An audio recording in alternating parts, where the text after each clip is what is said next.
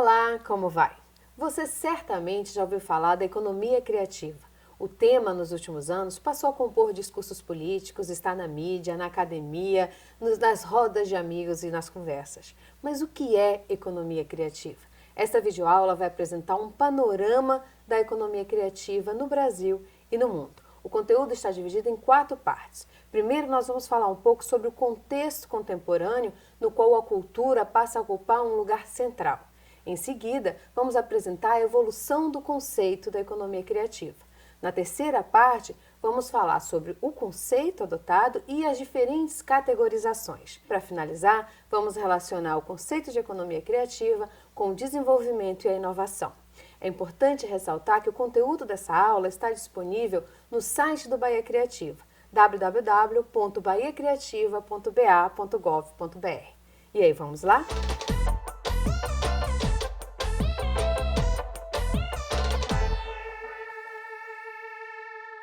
Nessa primeira parte, nós vamos apresentar o contexto no qual o conceito de economia criativa surgiu. Um contexto no qual a cultura passou a ocupar um lugar central no que nós chamamos de mundo contemporâneo, ou seja, nos nossos dias. É importante pensar um pouco sobre isso, porque normalmente as pessoas pensam que o conceito de economia criativa ele surge sozinho ou que ele não está relacionado com diversos outros fatores que influenciaram e influenciam, continuam influenciando a criação e a consolidação dessa área de estudos, de pesquisa e de atuação profissional que é a economia criativa. O pesquisador Manuel Castells, um espanhol, ele fez um texto muito conhecido no qual ele caracterizou os nossos dias como a sociedade em rede. O que isso quer dizer? Certamente no seu dia a dia você já sabe o que isso quer dizer, né?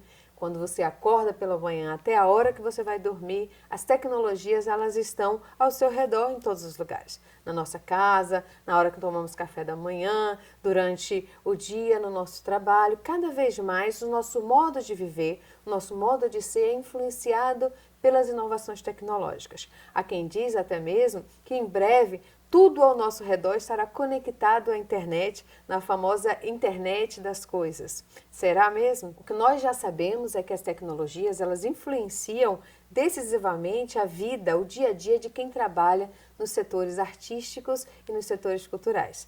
De fato, o trabalho do artista, por exemplo, ele é modificado, ele foi sendo modificado pela influência da tecnologia. Inclusive, por exemplo, não só no fazer, mas também na forma de divulgação.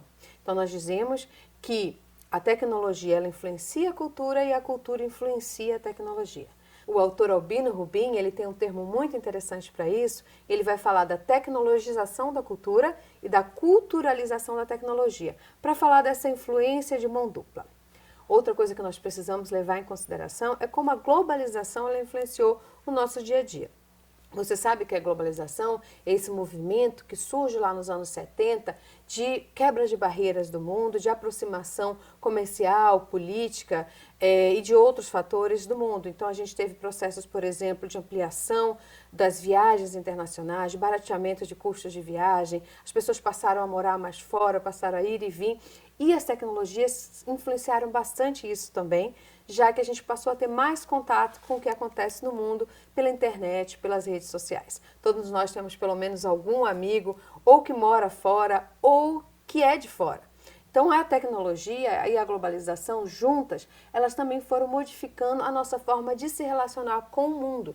Nós não estamos mais sozinhos, isolados, na nossa casa, na nossa cidade. Os nossos contatos não são apenas as pessoas com quem nós temos aproximação física, mas também as pessoas com as quais nós nos relacionamos através da internet. Além disso, nós temos que falar sobre a economia.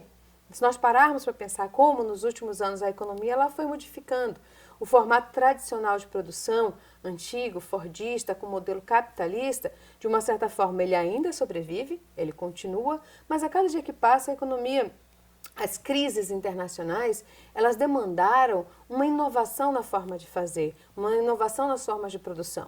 E aí devemos levar em consideração como a globalização e a tecnologia também influenciaram a economia. E aí os setores de serviços, os setores de produção simbólica, que é o assunto dessa aula, do quais nós falaremos bastante, eles cresceram nos últimos anos. E a gente passou a falar dessa nova economia, desses setores que ao invés de vender produtos materiais, tangíveis, ele trabalha com o simbólico. A principal matéria-prima e o principal produto é simbólico.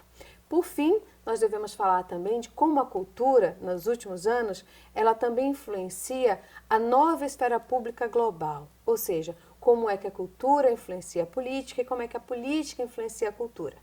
Outros autores já falaram da existência de diversos atores globais. Então, a gente tem não só a classe política, as pessoas que estão nas instituições públicas, mas também organizações sociais, ONGs internacionais, ativistas e outras formas de participação política que vão além da representatividade, além dos políticos que estão nos representando.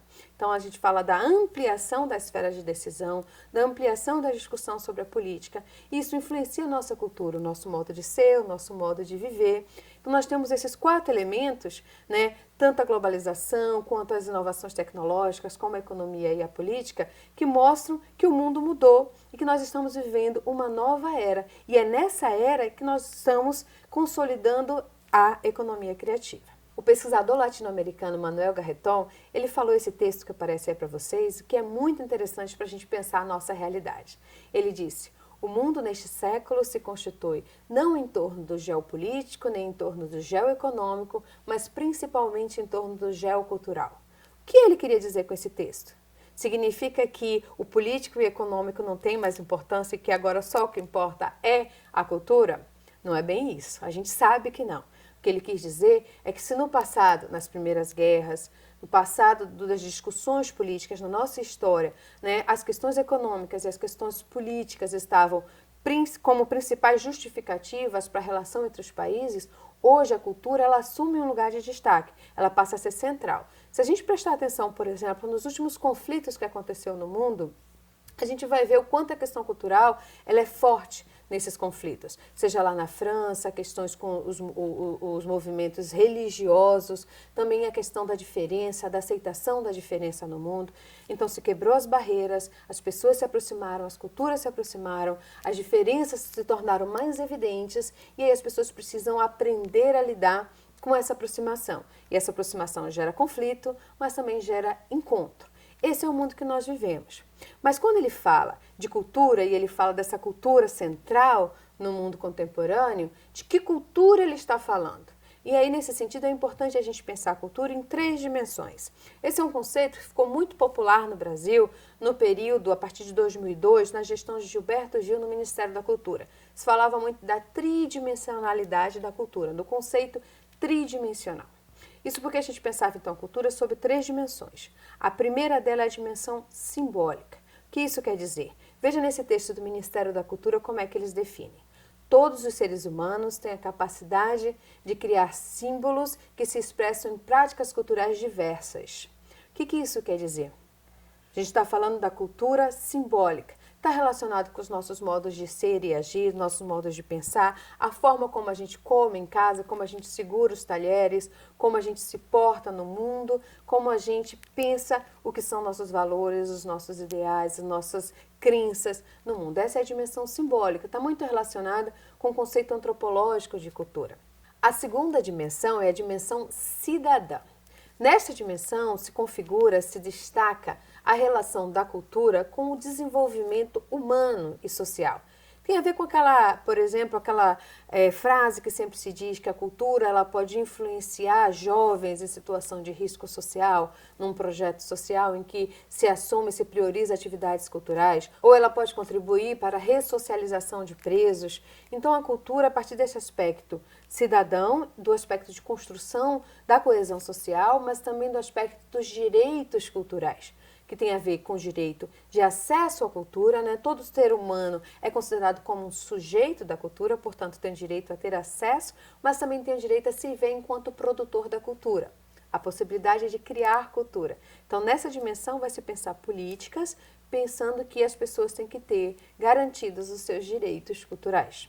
E por fim, a terceira dimensão é a dimensão econômica, que vai considerar como, por exemplo, os setores artísticos, o teatro, a dança, a música, as artes, mas também as manifestações da cultura popular, todos eles geram dividendos, geram recursos e estão relacionados com uma dimensão econômica. São atividades que, para existir, demandam custos, demandam orçamentos, mas também elas geram riquezas, sejam essas riquezas principalmente econômicas, né, financeiras, mas também outros tipos de riqueza, como nós veremos na apresentação do conceito. Então, essas são as 3 dimensões da cultura, das quais é importante que a gente leve em consideração. A dimensão econômica da cultura, ela ganhou destaque nos últimos anos.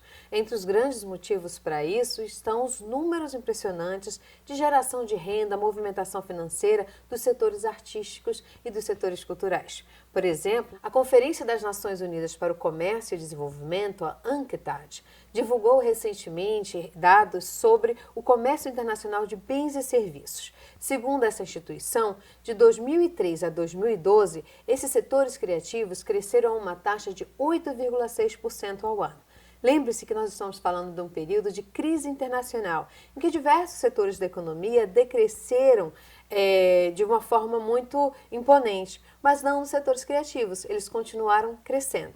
Outro dado interessante vem da União Europeia. Na União Europeia, a economia criativa ela é responsável por 4,2% do PIB anual e emprega 7 milhões de pessoas. É interessante notar que isso significa 2,5 vezes mais do que o setor automotivo e 5 vezes mais do que o número de trabalhadores que estão na indústria química. Aqui no Brasil, os setores criativos contribuíram com 2,84% do PIB nacional em 2010, segundo dados do Ministério da Cultura. E na Bahia, segundo dados da Secretaria de Cultura do Estado, cerca de 165 mil pessoas trabalham formalmente nos setores criativos.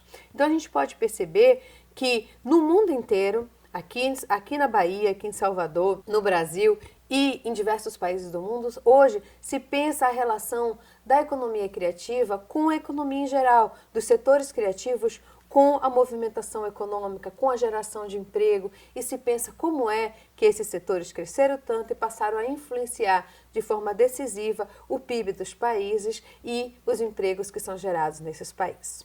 No próximo bloco, nós vamos falar sobre o conceito de economia criativa. Como é que, então, esse conceito ele foi evoluindo para o que nós entendemos hoje como economia criativa? Vamos lá?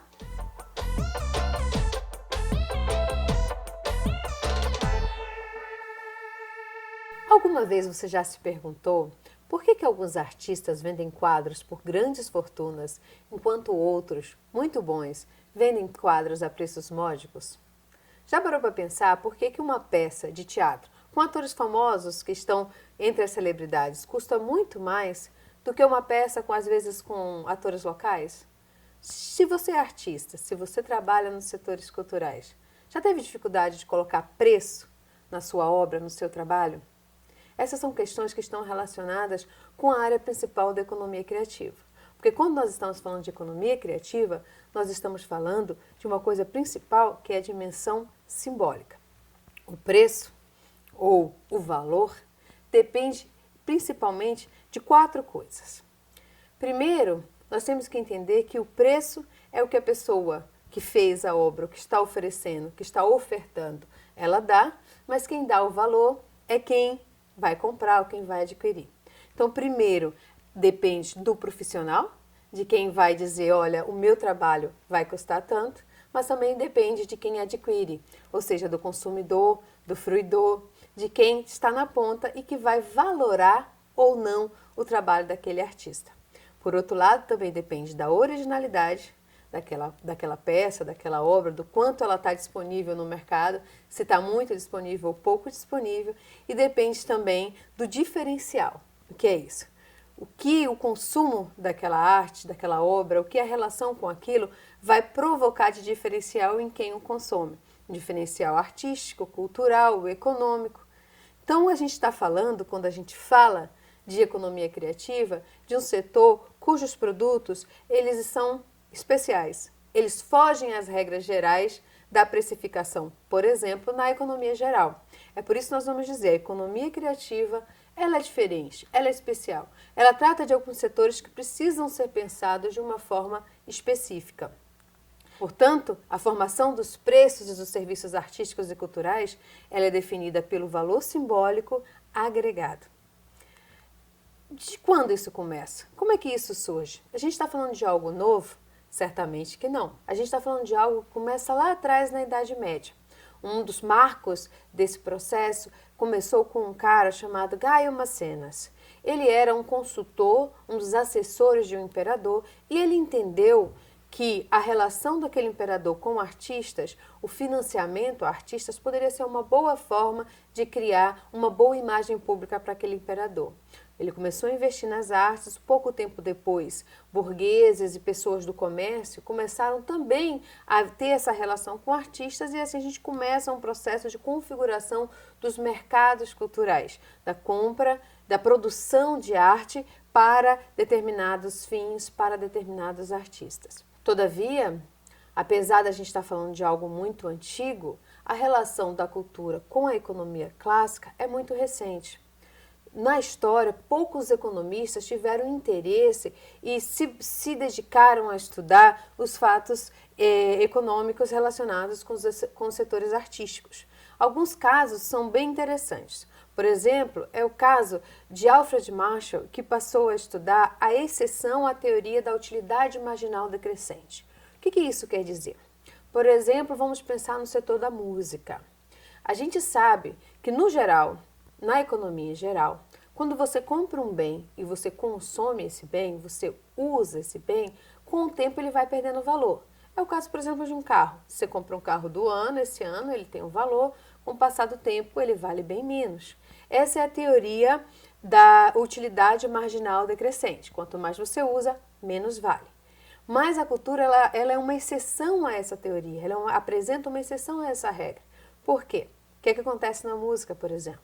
Quanto mais tocada, mais ela vale.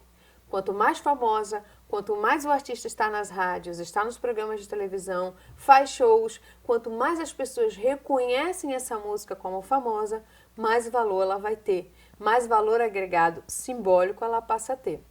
Então isso lá atrás, há muito tempo, chamou a atenção de um dos economistas clássicos. Ele disse, olha, é preciso pensar nisso aqui, porque isso foge às regras naturais, às regras tradicionais da economia. Outra questão que foi muito discutida por alguns economistas clássicos foi a dificuldade de valoração das obras de arte. A questão do preço, da qual falamos um pouquinho antes. Outro exemplo interessante para a gente falar aqui é a questão do salário. Lembra que eu falei do início? Se a gente pegar o teatro, por exemplo, nós temos atores profissionais, trabalhadores, que estarão lá para cumprir a mesma carga horária. Todos eles vão trabalhar numa função que é muito próxima, ou seja, vão se apresentar para um público num tempo específico, um tempo específico de ensaio. Só que essas questões relacionadas ao tempo de dedicação e à função, chamado também de HH, hora homem, né, hora de trabalho, elas não são o mais importante para dar o valor do salário daquele artista. Na verdade, numa mesma equipe que trabalha a mesma carga horária, pode ter profissionais que ganham salários bem diferentes. E de que depende? Do valor agregado. Depende do quão famoso ou não um artista é. Depende se ele é uma celebridade, se ele é reconhecido, se ele ganhou prêmios internacionais, se ele é uma pessoa que tem uma história e por isso passa a ser então mais valorado, ganha mais do que um outro que talvez esteja iniciando ou mesmo que já tem uma longa trajetória, mas nunca conseguiu atingir essa fama. Então, quando a gente pensa nesses setores, por exemplo, nessa forma de pensar o salário, a gente também foge de uma regra básica da economia, que é a formação dos preços, dos valores de salários nas equipes de trabalho. Então, esses são alguns exemplos que eu trouxe para mostrar para vocês como, na história da economia, algumas vezes, alguns economistas clássicos, eles pararam para pensar como alguns setores culturais, as artes, elas não se enquadravam nas leis gerais da economia. Como algumas vezes havia uma diferença entre os outros setores e os setores artísticos. Portanto, pensando que a gente estava falando de uma economia diferenciada. A evolução do conceito foi trabalhada pela pesquisadora francesa Françoise Benamou num livro que se chama Economia da Cultura. A primeira fase ela teria começado lá na Idade Média com a configuração dos mercados das artes e iria se prolongar então até os anos 1930. Nesta época, a pesquisadora ela identificou diversos economistas que estavam se dedicando à economia das artes. Neste caso, para setores muito específicos, que era teatro, dança, ópera e música clássica. Então, esses setores eram considerados setores interessantes economicamente, que mereciam, então, o desenvolvimento de alguns estudos da então chamada economia das artes. Nos anos 1960, mais ou menos, é que há uma ampliação das áreas de interesse dos economistas, passando algumas áreas, como, por exemplo, uma área próxima ao que nós chamamos no Brasil de artesanato. Então, nesse processo que começa a se pensar a economia da cultura, porque envolvia não só as artes, os setores de artes, mas também outros setores que estavam relacionados com a produção simbólica. Então a gente passa da economia das artes à economia da cultura nessa primeira fase. Na segunda fase, identificada pela Benamou, ela está relacionada com mais ou menos os anos 1940 e com os estudos que eram desenvolvidos na escola de Frankfurt, na Alemanha, por principalmente dois pesquisadores, entre outros, que eram Max Horkheimer e Theodor Adorno. Esses pesquisadores, eles discutiram a mercantilização da cultura. Eles começaram a discutir como é que a produção das artes naquele período, ela passou então a servir à produção, ao interesse da economia geral, que é a produção no modo sistema capitalista, produção para gerar o lucro. Essa discussão das indústrias criativas, ela é crítica e ela vai pensar como é que se dá a coesão social através do consumo. O que isso quer dizer? Alguma vez você já se sentiu excluído de um grupo? Porque você não usa a mesma marca de roupa, ou porque você não come nos mesmos lugares, ou porque você não ouve as mesmas músicas, ou até mesmo não assiste às mesmas séries? Então, nesses grupos, a coesão social, ou seja, a relação entre as pessoas, a integração entre as pessoas, a identificação, se dá através do consumo cultural. O que nós achamos é que o conceito de indústrias criativas ele continua muito válido nos dias de hoje para a gente pensar essa relação do social com o consumo no mundo capitalista, de como muitas vezes no sistema capitalista de produção se utiliza disso para poder vender mais, para poder estimular as pessoas a consumirem mais. É muito interessante a gente chamar a atenção disso, porque como esses conceitos eles surgiram fora do Brasil, em geral em países de língua inglesa, a importação de alguns conceitos, a tradução de alguns conceitos para o português gerou alguma confusão, como é o caso do conceito original de Cultural Industries, que lá fora estava mais relacionado com o setor criativo, ou setor cultural, por exemplo, teatro, a música, a dança, o audiovisual, pensar cada um desses setores, e que quando a gente traduziu para o Brasil, a gente passou a chamar de indústrias culturais. Então, nem sempre correspondendo com o que a gente já acreditava aqui, com o que a gente já pensava relacionado à crítica à substituição da cultura lógica mercantilista, mas também não relacionado com como a gente entende o conceito de setor cultural.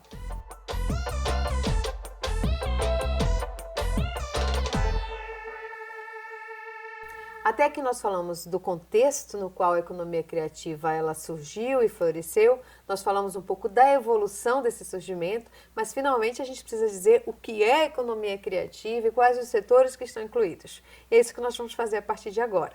Primeiro, para pensar isso, como eu falei antes, vale lembrar que não existe consenso. Portanto, a gente vai apresentar aqui alguns conceitos diferentes e algumas categorizações diferentes e identificar o que muda, o que varia nesses conceitos e nessas categorizações. Obviamente que, no final das contas, o que importa é como cada setor, cada governo, cada país vai pensar em sua economia criativa e que categorização vai adotar. Então, vamos lá?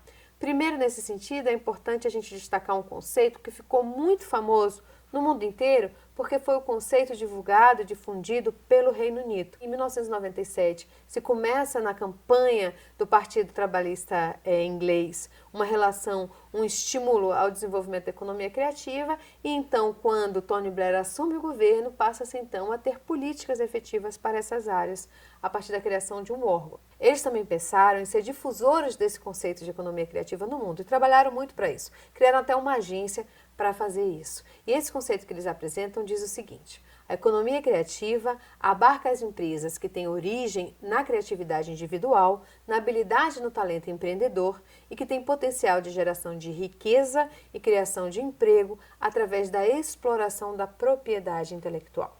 Então, o que chama a atenção da gente nesse conceito? A gente está falando de criatividade individual ou coletiva, no talento empreendedor, na potencialidade de geração de riqueza e criação de emprego através da propriedade intelectual. O que é propriedade intelectual?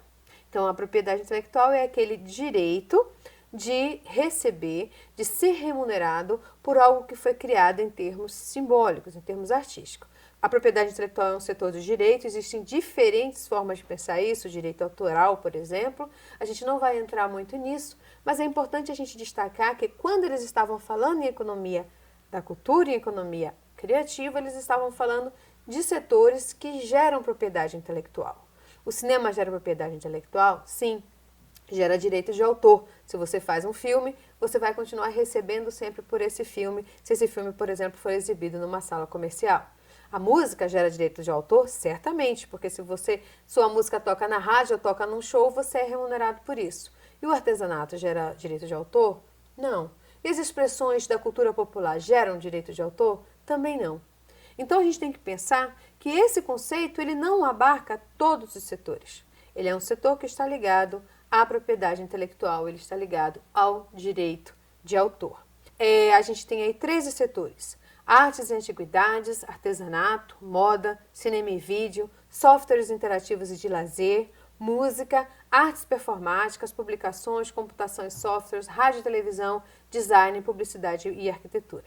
Então, esses eram os setores que estavam incluídos nessa classificação.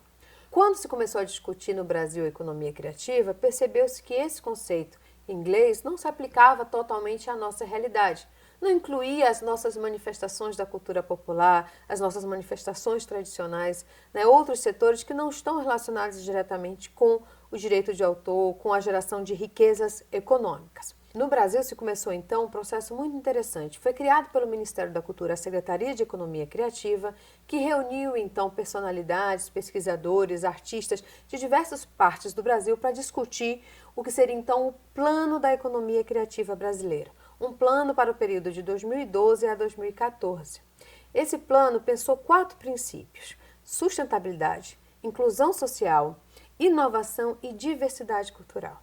Portanto, o modelo brasileiro de economia criativa teria que pensar esses 4 princípios, que não são pensados no conceito de economia criativa que está sendo usado em outros países com realidades um pouco diferentes das nossas. Interessante, então, pensar qual foi o conceito que surgiu desse trabalho.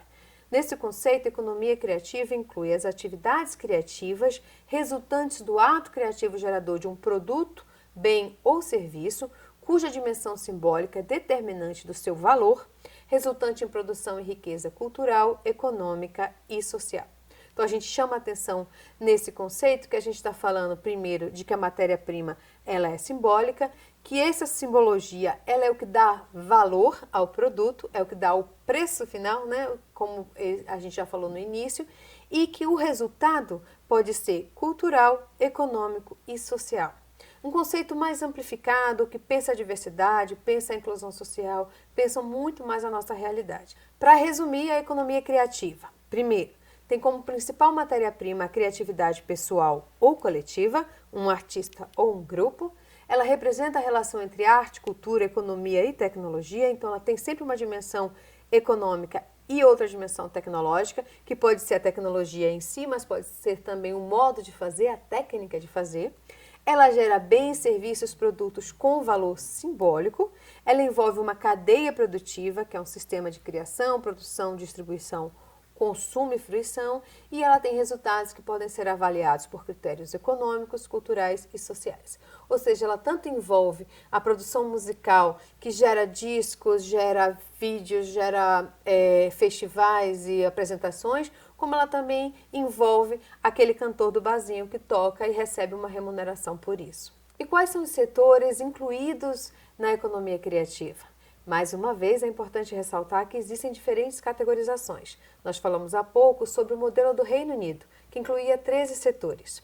Um outro modelo que é importante destacar é um modelo que foi desenvolvido pelo pesquisador australiano David Crosby. Ele fez o que ele chama de modelo de círculos concêntricos. Nesse modelo, como vocês observam, existe um núcleo central onde estão as artes criativas centrais, e incluindo literatura, música, artes dos espetáculos, e ele vai então ampliando para outros setores. Do centro das artes principais até os setores mais ligados à indústria, por exemplo, a publicidade, a arquitetura e a moda. Esse modelo dos círculos concêntricos foi muito divulgado também e ele foi utilizado pela Unesco, que apenas modificou um pouco os nomes, mas a base dele e os setores que são incluídos são os mesmos. Aqui no Brasil é que foi feito um pouco diferente. Ao invés de pensar nos círculos concêntricos, se pensou a partir da influência desse modelo, mas em categorias. Então existem aí essas categorias que nós observamos, são 5 categorias. Então a categoria do patrimônio, das expressões culturais, das artes dos espetáculos, do audiovisual, do livro, da leitura e da literatura e das criações culturais funcionais. Então a gente tem as categorias mais relacionadas com as artes, até a última categoria, que ela envolve então os setores que são considerados funcionais, a moda, o design e a arquitetura. Esse modelo foi difundido a partir do Plano da Economia Criativa lá do Ministério da Cultura de 2012 e ele foi então reproduzido, por exemplo, pelo governo do estado da Bahia nas publicações que foram feitas a partir de então. Nesse modelo tem muitos setores que são incluídos, mas alguns outros que estavam pensados nos outros setores não foram. Então vocês podem comparar a partir desses modelos quais são os setores de cada uma dessas categorizações. Mais recentemente, em 2015, a UNCTAD, da qual falamos antes, lançou um outro modelo no qual se pensa 4 categorias principais: patrimônios, artes, mídias e criações funcionais. Dentro dessas categorias existem subcategorias e então os setores. Aí vocês podem observar expressões culturais tradicionais, os sítios culturais, artes visuais, artes dos espetáculos. Essa é uma das categorizações mais amplas que envolvem diversos setores e que especifica mais, por exemplo, existe música como performance, como arte performática, arte dos espetáculos, mas existe também a produção musical enquanto gravação de áudio, enquanto gravação, geração de produto de música. Por fim, eu gostaria de apresentar para vocês esse modelo que é o da Federação das Indústrias do Rio de Janeiro, a FIRJAN. A FIRJAN tem desenvolvido algumas pesquisas, apresentado relatórios muito interessantes no âmbito da economia criativa. Essa categorização, ela chama a atenção porque, como vocês podem observar, ela desenvolve 4 categorias e a última dessas categorias é tecnologia. Envolve, por exemplo, o pessoal que trabalha com pesquisa e desenvolvimento, com biotecnologia. Então, esses setores, que são setores que também trabalham com o criativo, com o simbólico, são então aproximados à definição da economia criativa. Qual o problema disso? Embora a inclusão ela seja interessante, ela acaba gerando algumas distorções nos números que a FIRJAN apresenta. É o caso, por exemplo, de quando a gente pensa a remuneração média do trabalhador criativo. Todos os anos eles lançam dados sobre como avança, como evolui a remuneração média dos trabalhadores nos estados brasileiros. E nessa classificação da FIRJAN, por exemplo, a média salarial do trabalhador da cultura na Bahia seria de cerca de R$ 5.000, o que a gente sabe que não condiz com a remuneração da maioria dos trabalhadores das artes e da cultura. Por que isso acontece? Porque veja nesse quadro, a FIRJAN faz uma média de salários de áreas que são muito diferentes entre si. Por exemplo, se a gente pega aí o salário médio de alguém que trabalha na área de biotecnologia e de pesquisa e desenvolvimento, P&D, que é a última, é cerca de R$ 10.000. E aí a gente compara com, por exemplo, a média salarial de quem está na moda ou nas expressões culturais tradicionais, que é cerca de R$ 1.500, a gente tem uma média que é muito distante da realidade. É como se a gente pegasse o salário de uma cantora muito famosa, né? E a gente comparasse com o salário de uma cantora de barzinho, de uma pessoa que está ali no início da carreira, começando, e dissesse a média salarial de quem trabalha na música é essa. Essa é uma das dificuldades da gente pensar em indicadores, principalmente de salários na economia criativa. Há uma distorção grande entre uns setores e outros, do qual falaremos daqui a pouquinho.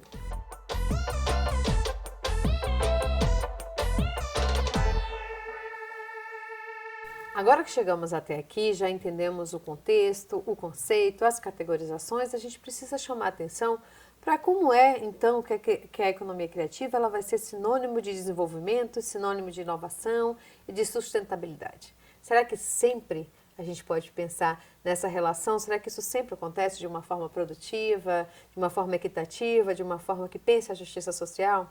Será? primeira coisa que a gente precisa fazer é desmistificar um pouco o conceito. Nesse sentido, eu gosto muito de um texto da Ana Carla Fonseca Reis, que foi divulgado lá no Plano da Economia Criativa, no qual ela apresenta o que a economia criativa não é. A gente falou do que ela é, mas é preciso falar também do que ela não é. Primeira coisa é que ela não é sinônimo de economia solidária. A economia solidária pensa o compartilhamento, a colaboração, a divisão, né, do que se existe, das possibilidades para que todos sejam beneficiados por isso. A economia criativa não necessariamente ela vai ser solidária. Ela é uma cadeia produtiva de bens e serviços com potencial de mercado, ou seja, feitos para o mercado, em troca de remuneração justa ou lucro. O que a gente falou de remuneração justa e lucro? Existem profissionais das artes, da cultura, dos setores criativos, que vão trabalhar visando o lucro em escala, né, que trabalham num modelo mais capitalista. Existem aqueles que não estão preocupados com isso, mas de qualquer forma pensam em viver da sua arte.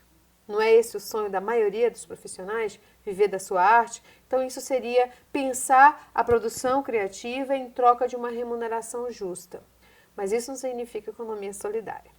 A segunda coisa que é importante a gente destacar é que a economia criativa ela não é sinônimo de produção ecologicamente sustentável.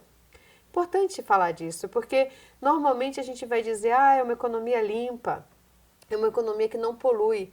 E a gente sabe que não é verdade. Vamos pensar, por exemplo, nos nossos celulares, né, que nós somos estimulados a trocar a cada temporada e cada vez mais a gente cria novos celulares. O que acontece com esses celulares?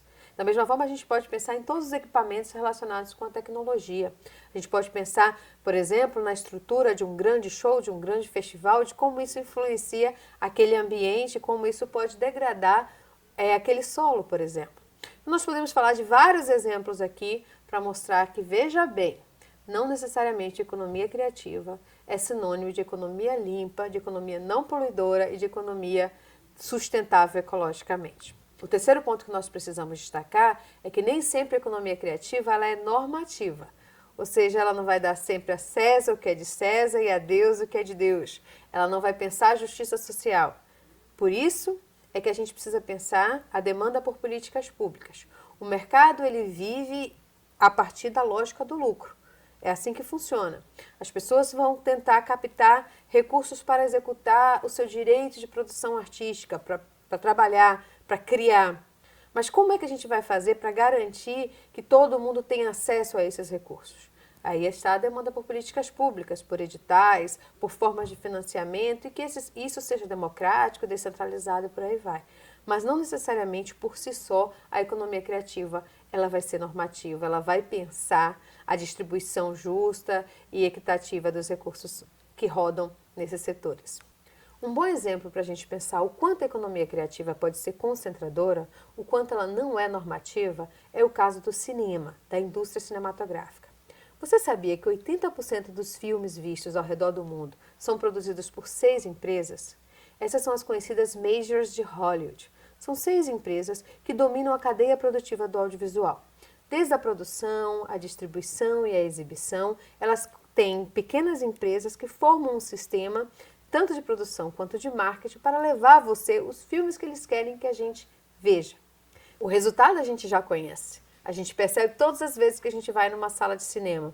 Em uma pesquisa que eu fiz em 2014 aqui em Salvador, mostrei que 96% das salas de cinema estavam exibindo o mesmo filme em todas as sessões no mesmo domingo. Isso é uma pena, porque a gente deixa de lado a diversidade, a gente deixa de dar oportunidade para aquelas produções que não estão dentro do sistema dessas empresas. É nesse contexto de hegemonias, de uma indústria concentradora, que é preciso pensar que desenvolvimento que se quer. Amartya Sen, um famoso economista, ele falou isso aí: para que haja desenvolvimento, é preciso, sobretudo, haver garantias de liberdades e dos direitos humanos e sociais. O que isso quer dizer? Que não nos interessa simplesmente o crescimento econômico, que não nos interessa simplesmente falar de economia criativa e dizer é importante que se produza, é importante que se venda, é importante que se consuma. A gente não está falando só da cadeia produtiva, a gente está falando de desenvolvimento com liberdades. Isso significa a liberdade da gente poder ir numa sala de cinema e escolher o que a gente quer ver e não ver simplesmente o que o sistema nos oferece, e é importante também a liberdade de produzir. É nesse sentido que foi um marco no conceito também da economia criativa a Convenção da Diversidade Cultural.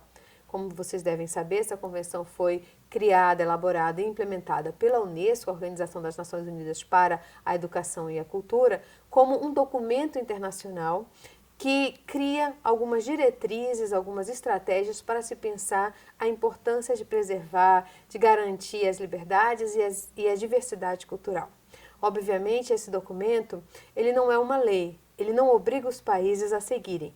E é por isso que a gente continua tendo em âmbito internacional um comércio de bens e serviços culturais que é muito injusto. Mas, de todos os modos, essa convenção ela já apresenta os princípios e ela já evolui nesse sentido, porque ela faz com que a gente pense na importância de se pensar uma economia criativa justa, uma economia criativa com desenvolvimento sustentável e justiça social. Nesse sentido, é que é importante pensar a demanda por políticas públicas, porque o Estado ele tem um papel fundamental para regular as injustiças do mercado, para regular as falhas de mercado, por exemplo. No Brasil, 3 pontos são importantes a gente pensar como política pública para a economia criativa. Primeiro, o Plano da Economia Criativa, que foi desenvolvido para um período de 2011 a 2014, com princípios basilares, com ideias, inclusive com metas para políticas para a economia criativa, mas que infelizmente não foi implementado. Em 2016, a gestão de Juca Ferreira, à frente do Ministério da Cultura, desenvolveu o Programa Nacional da Economia da Cultura, mas que infelizmente, mais uma vez, também não foi implementado. O que nos resta, então, é pensar o que existe de metas para a economia criativa no Plano Nacional de Cultura.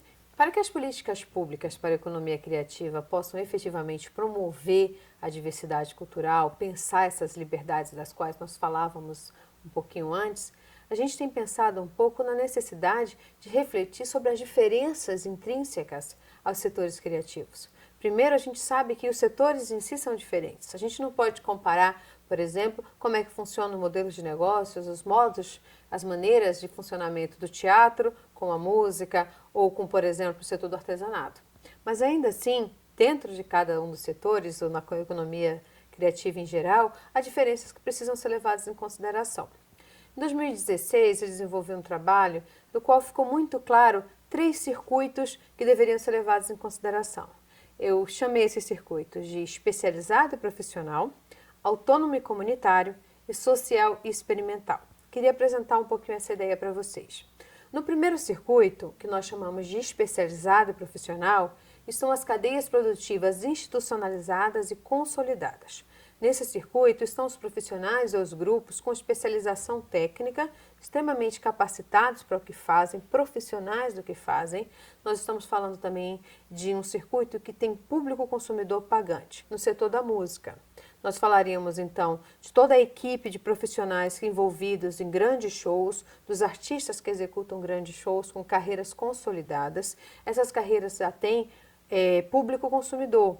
Ele já tem fãs, já tem seguidores, já tem pessoas que acompanham o trabalho desses artistas. Nós falaríamos também de um processo de retroalimentação que é muito importante.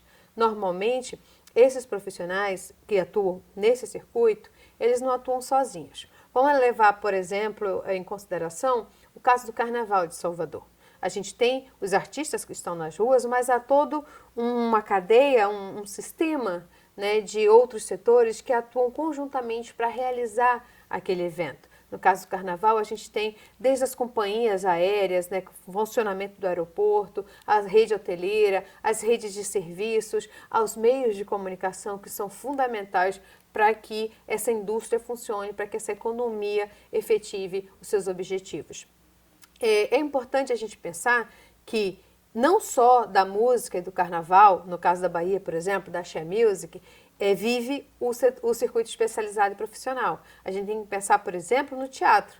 Tanto a gente tem um teatro que é o teatro mais alternativo, que vai estar em teatros pequenos, por exemplo, com artistas menos conhecidos, como a gente tem um formato de peças feitos para um público pagante que vai lá assistir a determinados formatos, com artistas conhecidos e com preços, inclusive, mais elevados. O segundo circuito é o circuito autônomo e comunitário, que é caracterizado pelo talento pessoal e o reconhecimento individual ou coletivo de atores criativos.